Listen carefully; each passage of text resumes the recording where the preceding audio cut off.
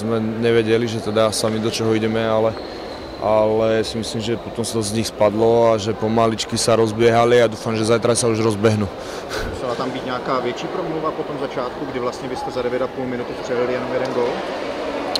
Bolo strašne pasívne, oni veľmi dlho rozohrávali, tak ako kočky nevedeli v podstate, akým spôsobom tie situácie budú riešiť, tak skôr čakali a potom tam prišlo také malinké zrýchlenie vždycky v závere tej kombinácie a oni na to nedokázali reagovať, ale myslím, že potom si to trošku prečítali a už to bolo lepšie. No.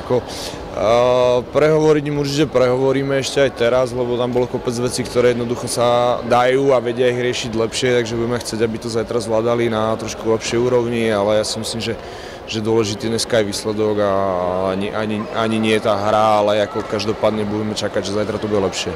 Zítra to znamená formalita? Určite nie.